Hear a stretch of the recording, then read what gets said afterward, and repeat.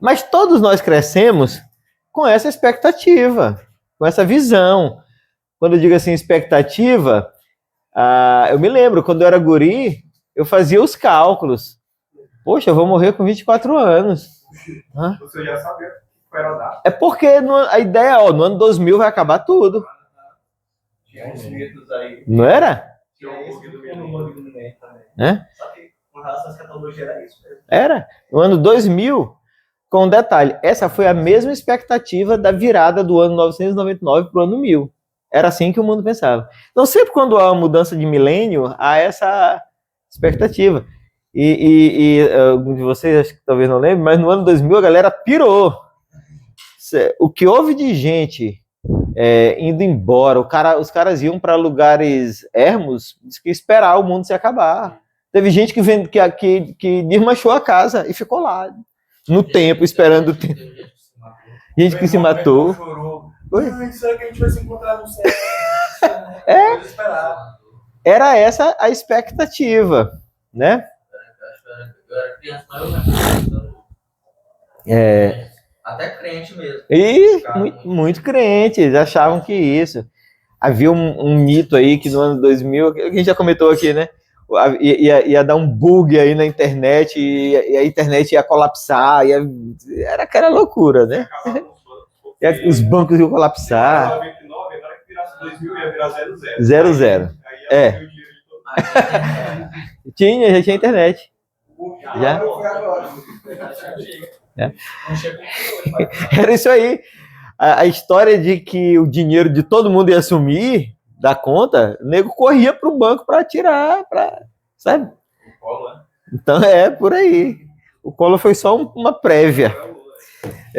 Então, gente, 2012, 12 de 12 de 2012, né? O mundo ia acabar. Então sempre tem essas paranoias aí.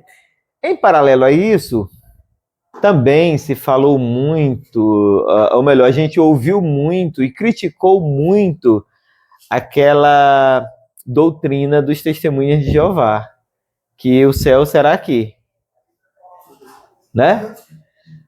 Os testemunhos de Jeová são tudo doidos, eles acreditam que o céu vai ser aqui na terra e tal, e pá. Não sei se era o testemunho de Jeová, mas uma vez era até lembro que era um estudo que o pastor Lécio trouxe sobre essas doutrinas assim. Sim. Aí ele disse que tinha um limite de vagas no céu e que esse limite já havia sido atingido. 144 mil. Os 144 mil. É testemunho de Jeová também, né? Os 144 mil ficarão assim na suíte, né? E o resto da galera vai ficar ali no... E teve a sorte de morrer. A sorte de morrer, sim. Então, a gente sempre criticou muito essa doutrina, né? Esses caras são malucos, estão inventando essas coisas aí. Pois é, eles tinham razão. Aquelas roupas que ele usa nas imagens. Não, aquele cenário bucólico, né? Ali. Gente, por que é importante a gente aprender sobre a ideia do o que é o céu, o que é a nova terra? A Bíblia fala dessas coisas, né? Primeiro, porque quando nós pensamos em novo céu e nova terra, isso aí vai definir muito. A primeira pergunta, onde fica a nova terra?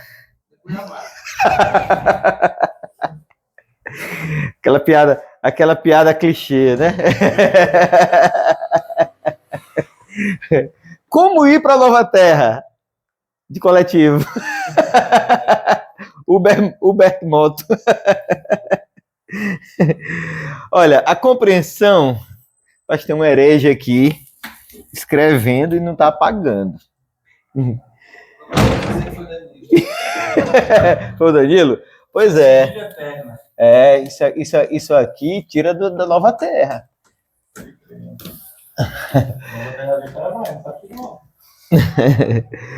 Então, a nossa compreensão do que é novo céu e nova terra vai definir, vai influenciar muito na nossa compreensão do porvir.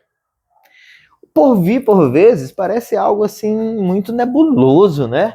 Como será e tal. A compreensão que temos do céu é assim um tanto um tanto obscura às vezes. A gente não tem muita clareza de como é que será esse porvir. Pois é, se a gente entender bem o que significa, o que é o novo céu e a nova terra, a gente vai ter uma clareza muito maior a respeito disso aí. Outra razão importante é que quando nós entendemos bem que é o novo céu e a nova terra, nós temos uma... Rapaz, esses quadros, esses pincéis aqui também estão... Eu também tenho. Eu tô só vendo se tem algum...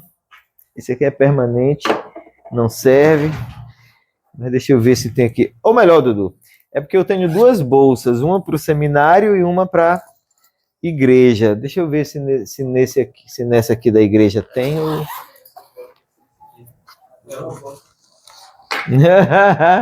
Cara, eu tive que separar, porque só tem um problema. Às vezes eu pego a bolsa da igreja e me mando pro seminário. Quando chega lá, não tem nada da aula. Compra uma azul e uma vermelha, né? Que fica mais fácil. Essa bolsa que eu levo pro seminário, tá com 12 anos que eu levo essa bolsa pro seminário. Intermitentemente, ela tá boazinha. Não tem um furo, não tem um rasgo, não tem nada aí. Bem, quando nós entendemos bem essa doutrina, nós também entendemos bem isso aqui. Qual a dimensão da redenção? Ok? Isso clareia muito o nosso entendimento sobre até onde vai a redenção. E uma outra razão interessante para a gente estudar isso aqui é que quando nós entendemos bem o que significa o novo céu, a nova terra, nós temos uma compreensão melhor, certo? Eu vou botar um mais aqui, do Antigo Testamento. Especialmente das profecias do Antigo Testamento. Porque as profecias do Antigo Testamento, elas geram muita confusão. Certo? Um pré-milenista, por exemplo, né, ele vai trazer um dispensacionalista, né, ele vai trazer uma interpretação das profecias do Antigo Testamento de uma forma muito diferente de um amilenista, porque o entendimento dele sobre novo céu e nova terra é completamente distinto de um amilenista, certo? Mas para a gente caminhar direitinho nesse processo aí, bora começar do começo. Onde é que a gente começa a entender essa história? Leiam aqui comigo Gênesis 1, bem do começo mesmo. Quando eu digo do começo,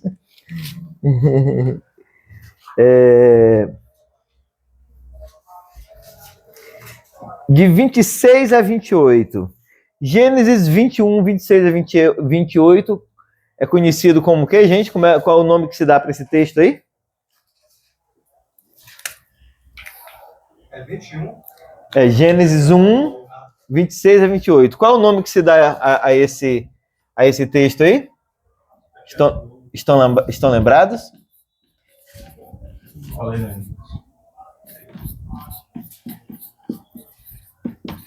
Toda vez que vocês ouvirem falar em mandato cultural na Bíblia, ou quando vocês estiverem lendo qualquer coisa de teologia, porque o mandato cultural está se falando de Gênesis 1, 26 a 28. Ok? É aquela ideia de que é a ordem, a capacidade que Deus deu ao homem de cuidar do mundo, de transformar, de criar cultura, de criar civilização, de criar tecnologia, esse celularzinho aí está gravando, esse microfone aqui está gravando, por causa do mandato cultural. A ordem de Deus. Mas aí, como é que diz Gênesis 1, 26 e 28? Só para a gente relembrar. Façamos o homem a nossa imagem, conforme a semelhança, conforme a nossa semelhança. Tenha ele domínio sobre os peixes do mar, sobre as aves do céu, sobre os animais dométicos, sobre toda a terra e sobre todos os restos que rastejam pela terra. Criou Deus, pois, o homem sua imagem, a imagem de Deus o criou. Homem e mulher os criou. É Deus, e Deus os abençoou e lhes disse: sede fecundos, multiplicai-vos, enchei a terra e sujeitai. Dominai sobre os peixes do mar, sobre as aves do céu e sobre todo animal que rasteja pela terra. É isso aí mesmo? É. Entendi 21, 26 a 28. Eu acho que talvez eu tenha dito isso, que o Danilo também entendeu, né? Tá diferente. O Danilo também entendeu. Eu devo ter falado 21. Olha só. Observem alguns detalhes nesse texto. Esse texto aqui ele é muito fabuloso, gente. Versículo 26, Deus diz assim: tenha ele domínio sobre os peixes do mar e por aí vai, certo? Lá no 28, ele volta a dizer, na parte final, dominai sobre os peixes do mar, sobre as aves do céu. Olha só, gente. Considerem essa declaração aqui do domínio. Deixa eu ver. Tá bem aqui. Deixa eu olhar aqui rapidinho aqui para vocês. Não é sem razão, nem por acaso, que essa palavra domínio aparece aí e é repetida, certo? Quando eu disse que esse texto ele é conhecido como o mandato cultural, é porque o que está acontecendo é o seguinte: Deus está capacitando o homem a tomar de conta da terra, certo? A palavra domínio aqui, deixa eu só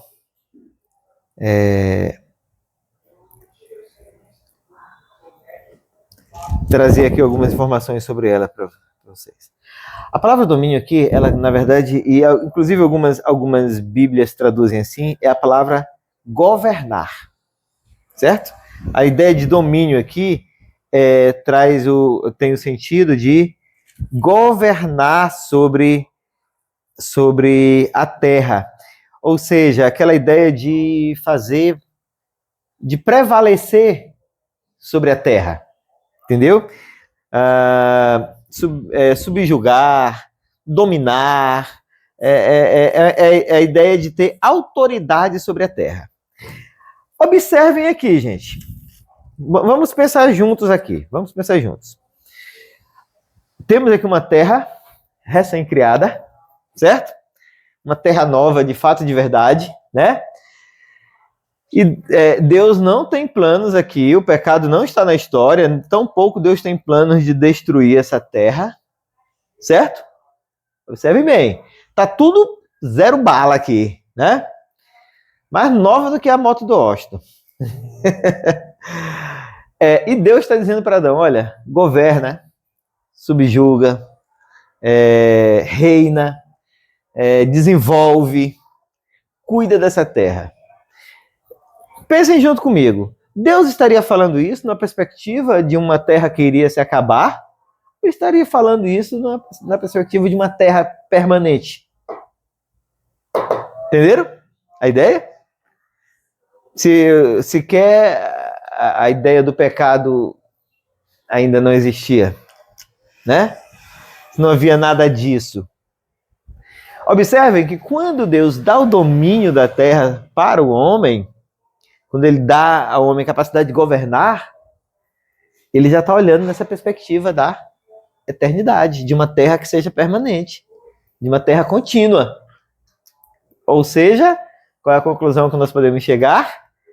Que nunca esteve nos planos de Deus destruir a criação e criar uma nova criação. Ok? Nós estamos olhando aqui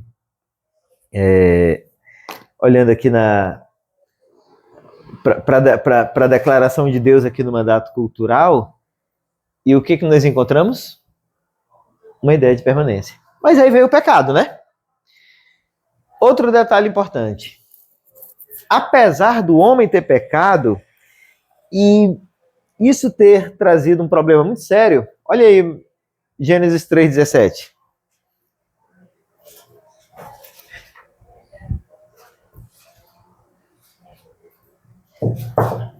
E Adão disse: visto que atendeste a voz de tua mulher, e comeste da árvore que eu te ordenar, não comeste, maldito é a terra por tua causa, e fadiga tu viverás dela sustento durante os dias. Veio o pecado. E o pecado trouxe maldição sobre a terra. Contudo, no entanto, entretanto, porém, todavia, observem que o pecado ele não removeu a autoridade e o domínio do homem sobre a terra.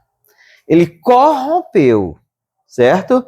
Mas o homem, ele não perdeu a sua autoridade.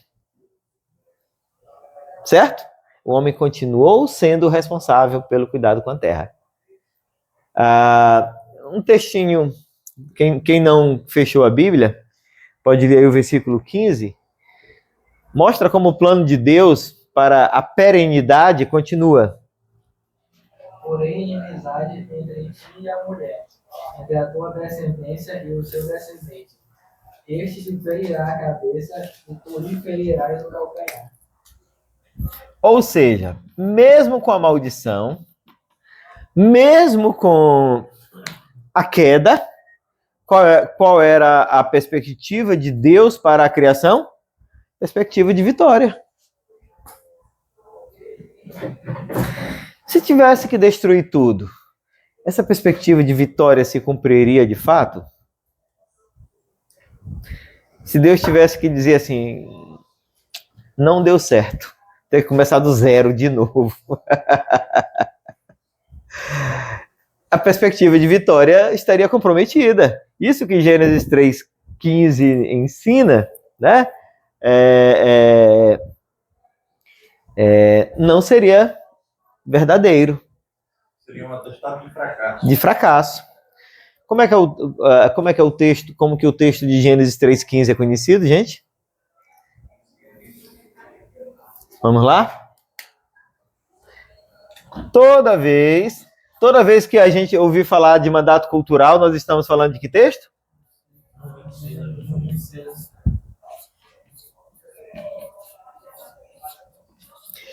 Toda vez que você ouvir falar de proto-evangelho, a pessoa está falando de Gênesis 3,15. Por que proto-evangelho?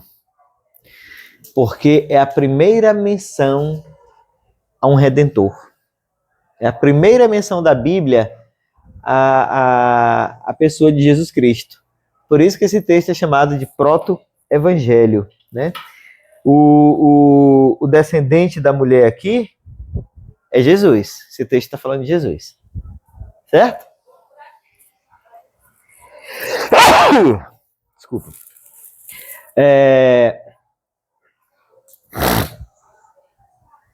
Adão não entendeu isso claramente como a gente entende, né? Ele não tinha o Novo Testamento, mas ele foi prometido a ele que alguém viria. Certo? Por isso que esse texto é chamado de proto-evangelho. Ok, gente? Tudo bem até aí?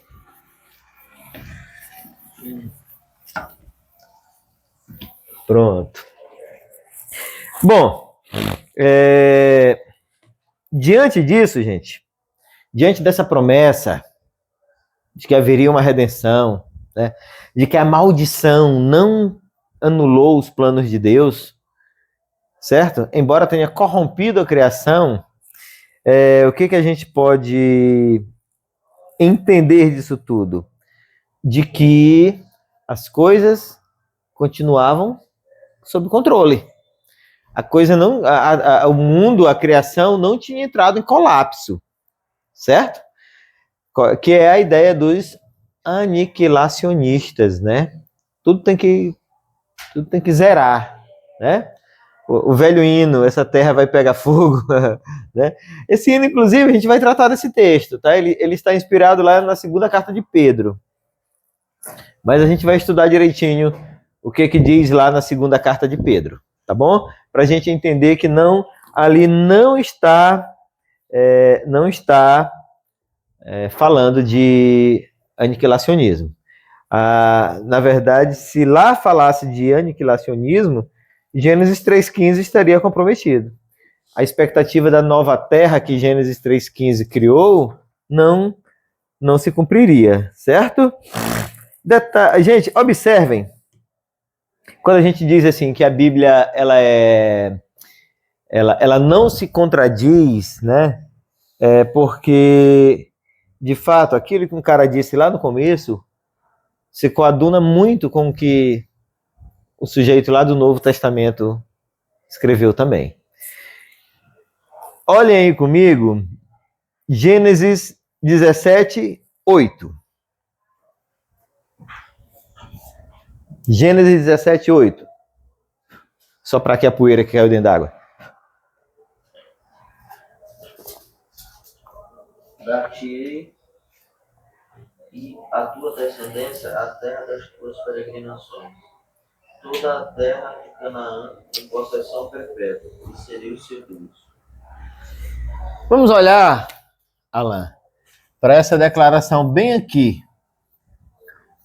É com dois S nas duas sílabas. Possessão perpétua. Observem isso aí. Do que esse texto está falando aqui, gente? O que está acontecendo aqui nesse momento?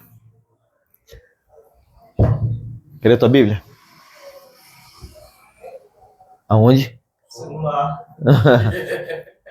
Não, tá lá em casa, tem lá. Esse texto está falando da promessa que Deus está fazendo a Abraão, não é isso? Ele está dizendo, olha, dar-te-ei e a tua descendência a terra das tuas peregrinações, toda a terra de Canaã em possessão perpétua. Saquem aí essa declaração de Deus. Olhando para a história, olhando para a cronologia, essa possessão é perpétua, do jeito que está, olhando só para o cenário que nós conhecemos? Ela é perpétua? Canaã sempre foi a terra dos judeus? Não. Não é? Até os judeus passaram aí 1000 e tantos anos sem pátria, foram expulsos. A terra deles foi restituída em 1948, né? Se a gente for olhar só nessa perspectiva, qual é a conclusão que a gente chega? A promessa de Deus falhou. Certo? A promessa de Deus falhou.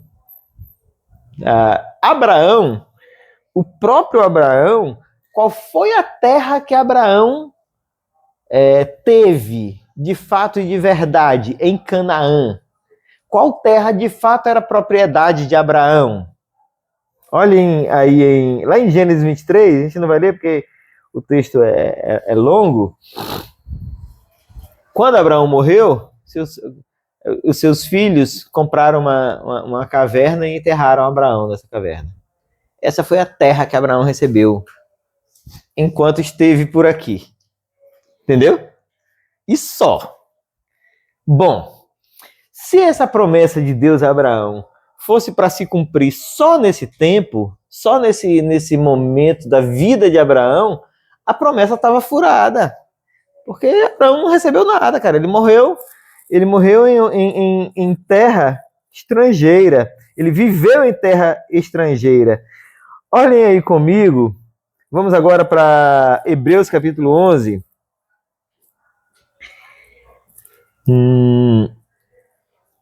dos versículos 9 ao 16. Hebreus 11, 9 a 16.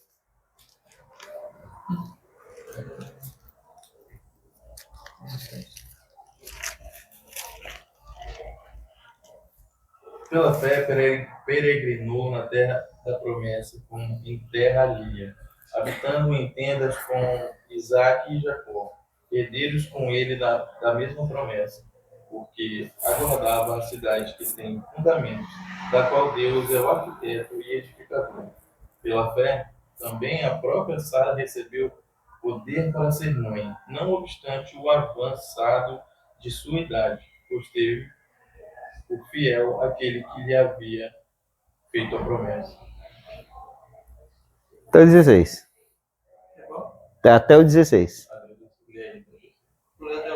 Até o 11. Pode ler para o 13 agora. Todos Tre- eles morreram na fé, sem ter obtido as promessas, menos, porém de longe, e saudando-os, e confessando que era estrangeiro e peregrino sobre a terra. Porque os que falam desse modo manifestam estar procurando uma pátria. E se, na verdade, se lembrasse daquela de onde saíram, teriam oportunidade de voltar. Mas agora aspiram a uma pátria superior, isto é, celestial. Por isso, Deus não se envergonha deles, de ser chamado por seu Deus, porquanto lhes preparou uma cidade. Observem aqui comigo o seguinte.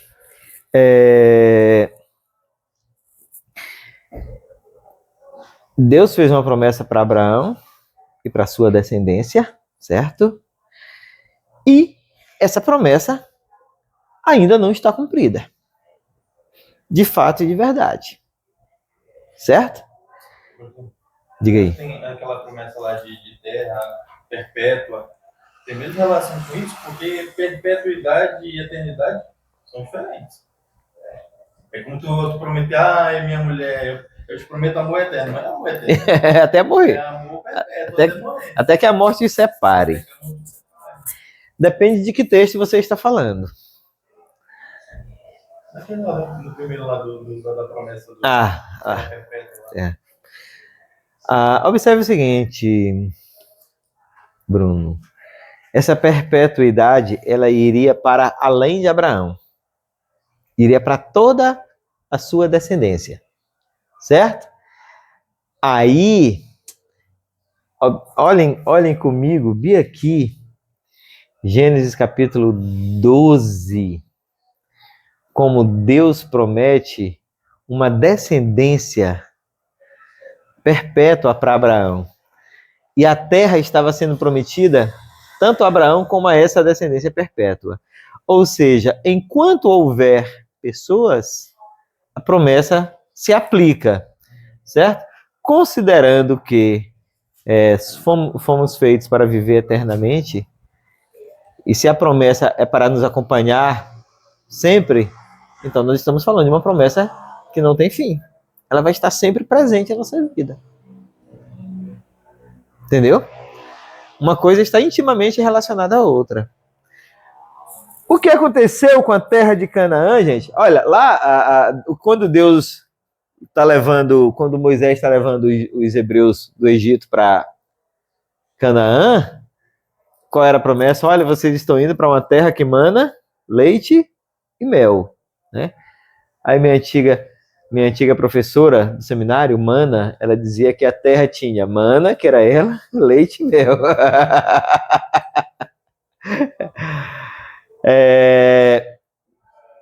Gente, de fato, foi isso que eles encontraram lá quando chegaram?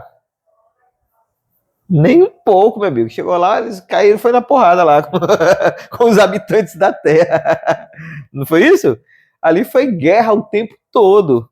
Se você for olhar... Se você for olhar MST, a lá MST. Se você for olhar para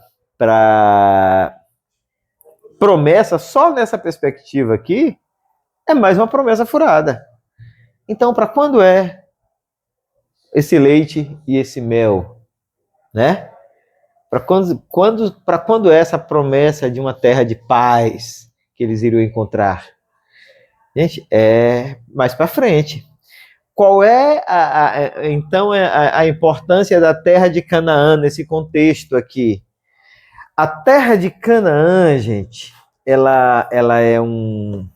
A gente pode usar aqui vários termos. Ela é uma figura, certo? Ela é um. Podemos chamar, sei lá, um protótipo. Ela é um arquétipo, é isso? Se aplica?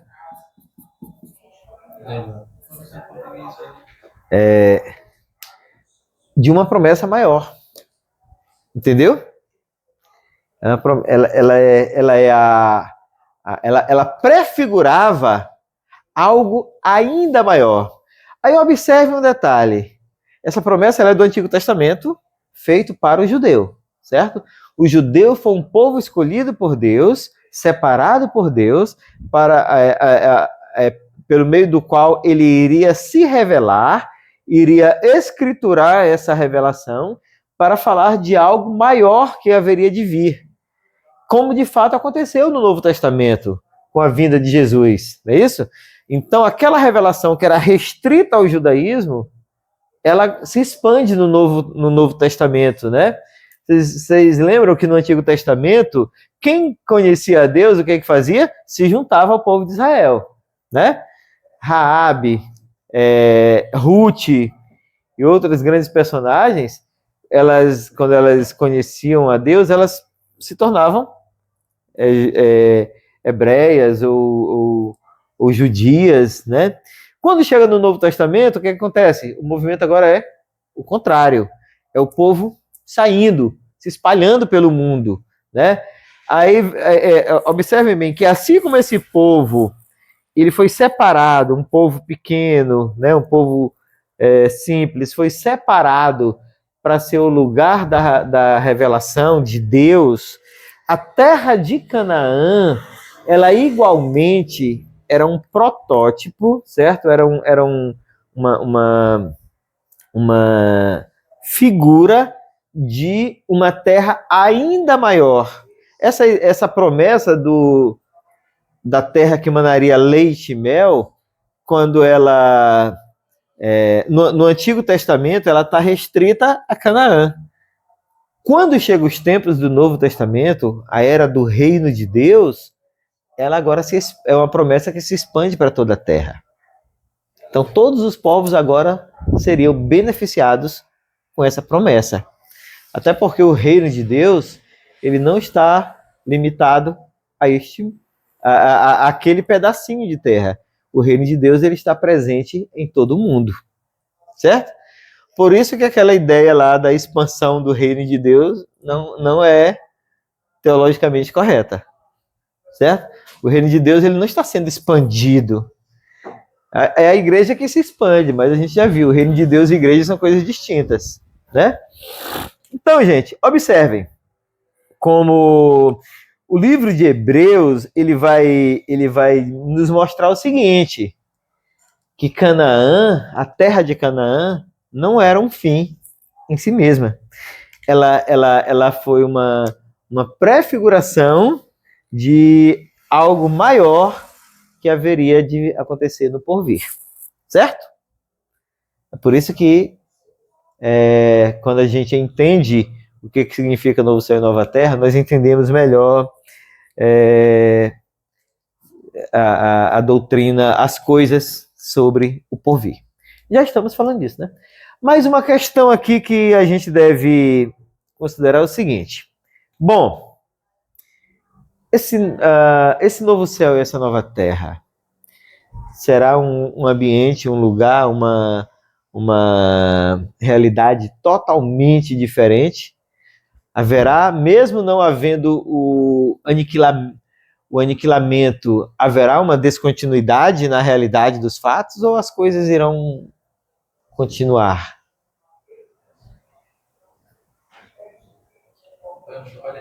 A nova terra, Aham. se vai ser. Uma pergunta para Haverá uma descontinuidade completa na realidade da nova Terra? Acho que não. A realidade de hoje? Em relação a hoje. Em relação a hoje. Rapaz, espero que sim. Não, você tá falando o quê? No geral? Ou, tipo assim, a vida? Sim, sim, a realidade de um modo geral. Tudo será totalmente diferente? Rapaz, eu acredito que. Fazer igual o Bruno. Eu acredito que não sei. Ah, Pensar sobre isso, a gente tinha esse, de fato, ter uma ideia do que. Eu espero que sim. A gente só imagina que vai ser tudo bom, não vai ter. porque assim, qual é a. Em termos de natureza, acho que as coisas vão ser renovadas, mas não haver uma descontinuidade. Vai sensato, que vai surgindo a nova natureza do tipo. Novas. Ruas de ouro, Pode de ouro, coisa do tipo. palácio de cristal. Mas aí eu quero. Eu acho que a natureza será renovada. E certas coisas vão Sim. continuar. Olha, o que vai mudar de fato, com toda certeza, é com relação à sociedade, essas coisas. Condição humana, né? A ideia normal que se tem do céu, gente, a ideia popular, né, do senso comum, é de um céu muito, muito estéril. Não é? Muito seco. A gente ouve muito aí as conversas, as piadas, o cara vai estar lá na nuvem tocando flauta, tal. Aí passa um anjo ali, aí tu tá aqui. Tem até um meme aí com a Abel, né? Quando a Abel chegou no céu, e a Abel fica lá esperando, rapaz, não vem ninguém ainda, só eu aqui, sozinho. Só eu aqui, coisa mais chata, né?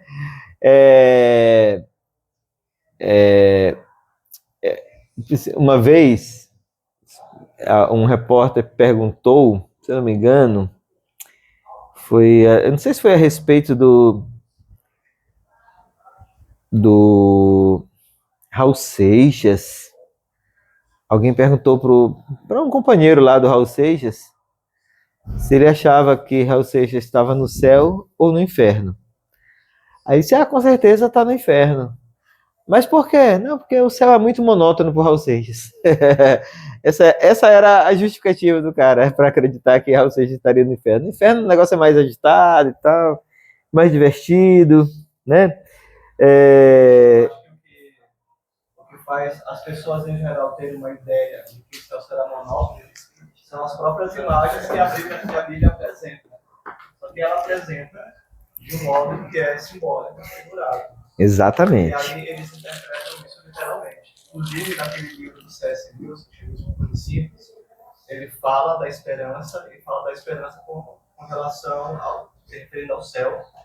E ele faz uma crítica aos modernos lá da época dele, que criticavam essa esperança cristã do céu, dizendo o seguinte: olha, se vocês não entendem livros que foram escritos para adultos, então que não palpitem sobre eles. Porque é claro que as imagens, é claro que as imagens bíblicas a respeito do céu são meramente simbólicas e não são literais. Aí depois termina dizendo, olha, é como se quando Cristo falasse para a gente, para nós sermos eu acho que ele fala como as pombas, é para nós colocássemos ovos. É isso aí que o Danilo está falando. A gente, quem não entende direito vai confundir, por exemplo, o texto de Isaías 65. Olha aí, Isaías 65, 17 até o 25. Esse texto ele normalmente é interpretado de uma forma bem equivocada. Isaías 65, 17 ao 25.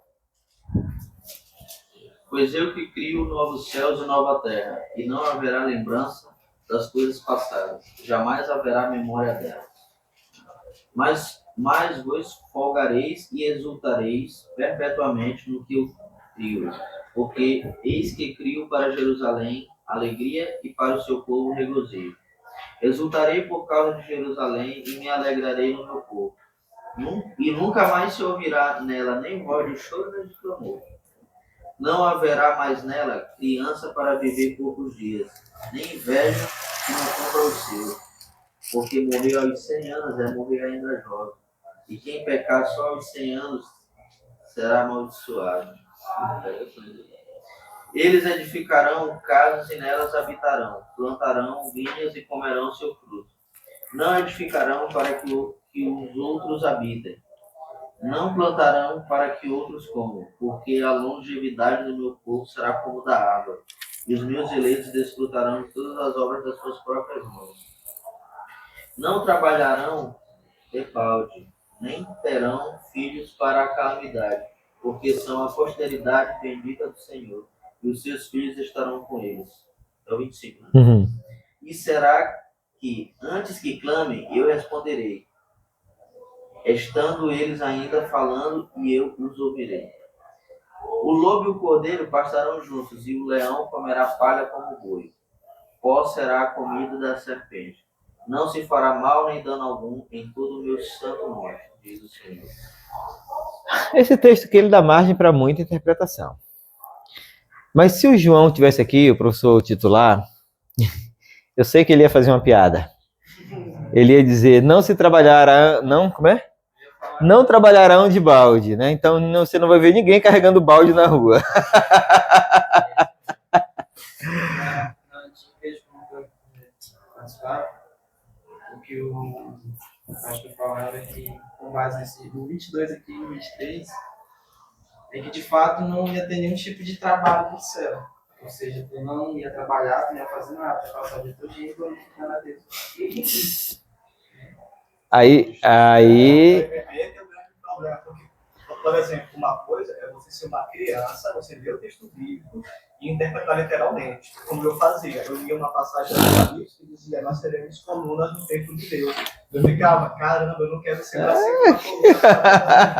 Uma coisa é eu criança interpretar assim, outra coisa é um adulto interpretar dessa forma, literalmente. eu sei bem o que é isso. Eu me lembro bem de um hino que dizia assim, vocês sabem o insetinho, a esperança, né?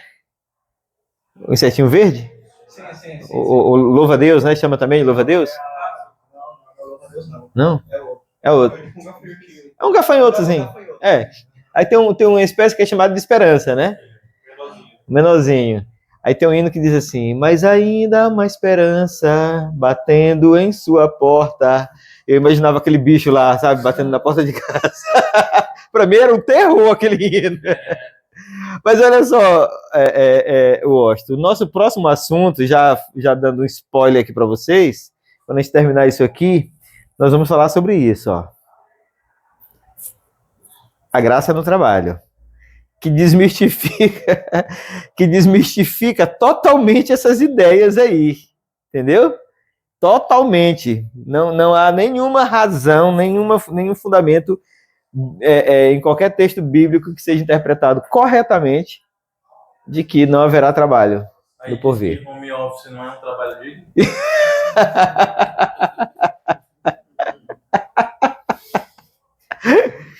Fala aí também, vai. Não, mas vai dizer que o muambeiro que paga seus impostos vai para o céu. É como eu já disse para vocês. Não tenho tudo que amo, mas o muambeiro da cidade operária ficou de me arrumar. Essa é uma piada muito antiga do tempo do Cacete Planeta, viu? Quem assistia lembra. Então, gente, Apocalipse 65:17 e outros textos, né? Desculpa, Isaías, Apocalipse 21, se eles não forem interpretados na perspectiva correta, eles vão trazer uma confusão aí sobre continuidade e descontinuidade, certo? Porque essa coisa, o lobo e o cordeiro pastarão juntos, o leão comerá palha como boi e tal. Aqui no 66, acho que é no 66, olha aqui.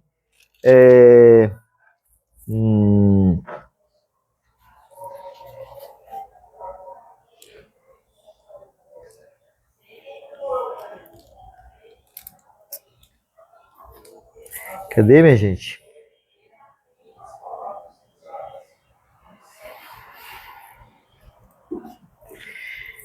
Está no 66, com certeza. Isaías, 66. O quê? É um texto que complementa.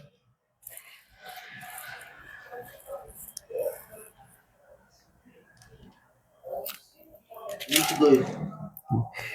22. Ótimo. Porque como os novos céus e a nova terra, que hei de fazer estarão diante de mim, diz o Senhor, assim há de estar a vossa posteridade, o vosso nome. É isso aí. Essa é a ideia aqui. Mas vejam bem, quando essa interpretação ela normalmente é feita de uma forma literal, direta, sem considerar a natureza do texto, isso aqui é um texto profético, carregadíssimo de uma linguagem figurada, certo? E observem, deixa eu dizer um negócio para vocês, que pouca gente se lembra. A maioria não lembra porque não sabe mesmo. O texto profético do Antigo Testamento foi uma das principais fontes da literatura apocalíptica. Entendeu? Qual é a característica da literatura apocalíptica? A simbologia. Certo? Então, quando você estuda a literatura apocalíptica do Antigo Testamento, você vai perceber que a profecia, ela influenciou muito esse estilo literário, certo? Então, aqui, né, em Isaías, a gente encontra muito isso, uma linguagem carregada de simbologia. Então, gente, não dá para interpretar literalmente isso aqui, ok?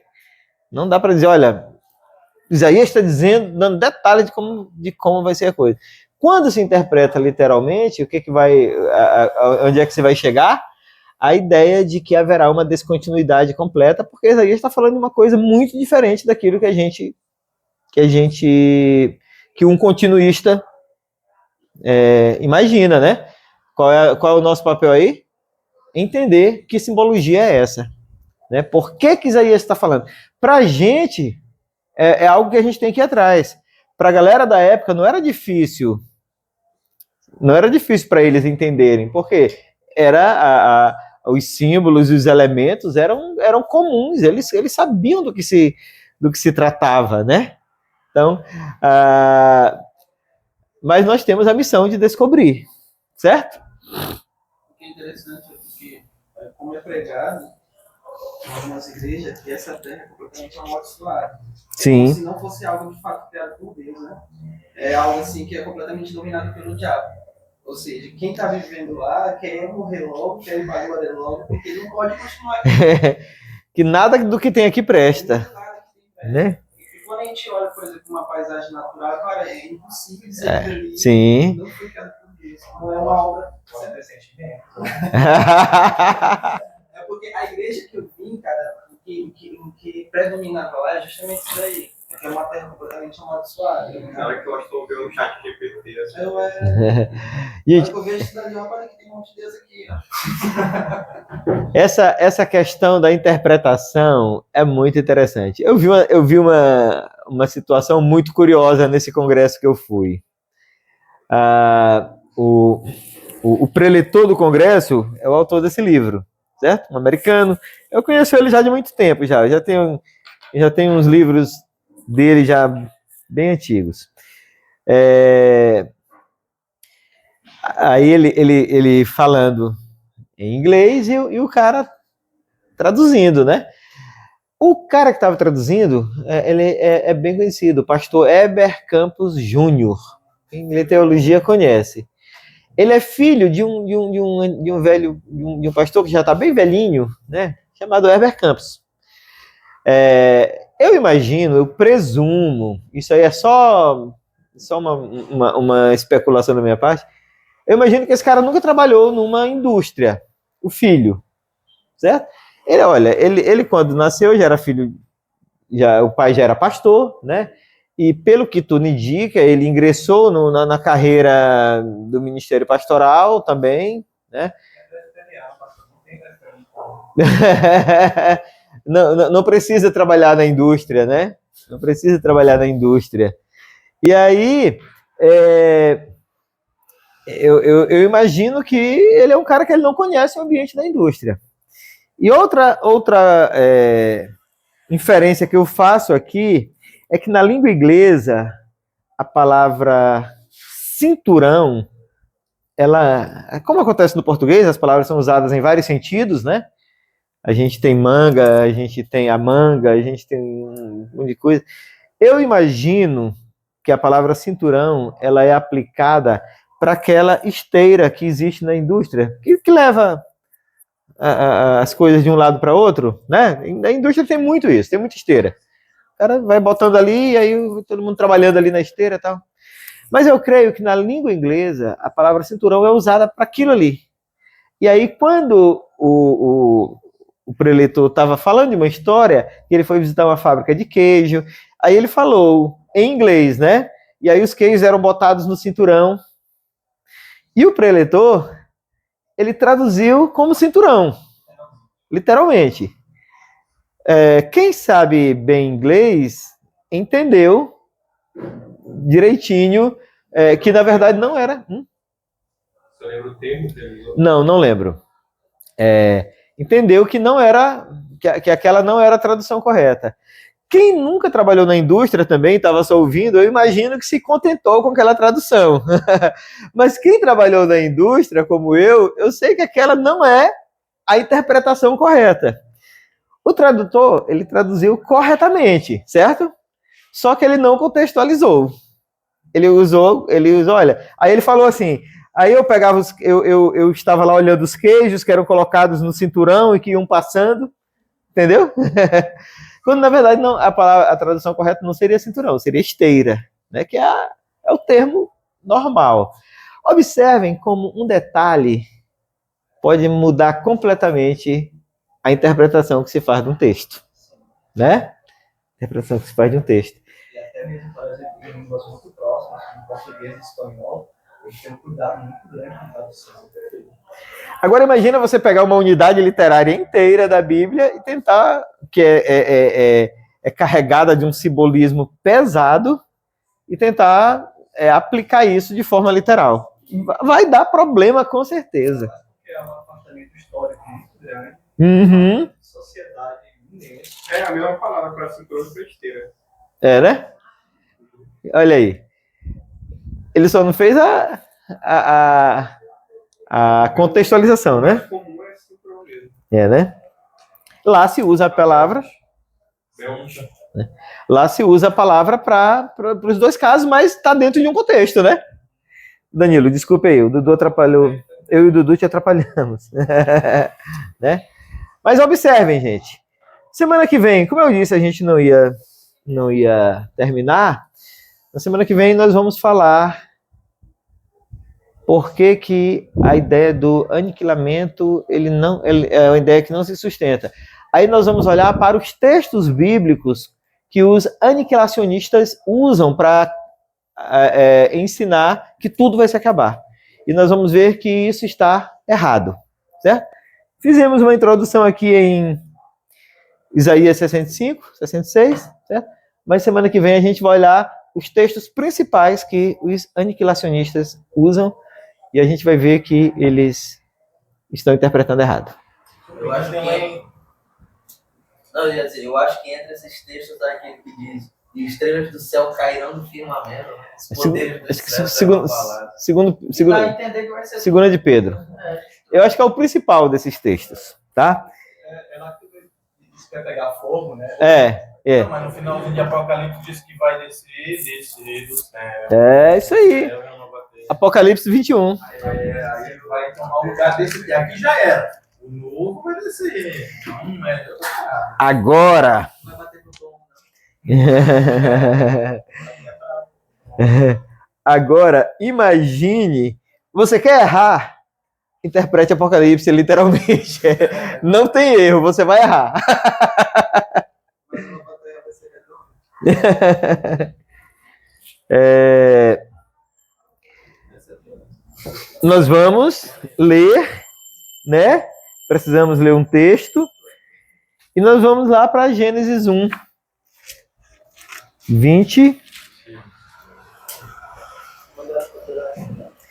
Bora ler o 28, é menor, mais curtinho.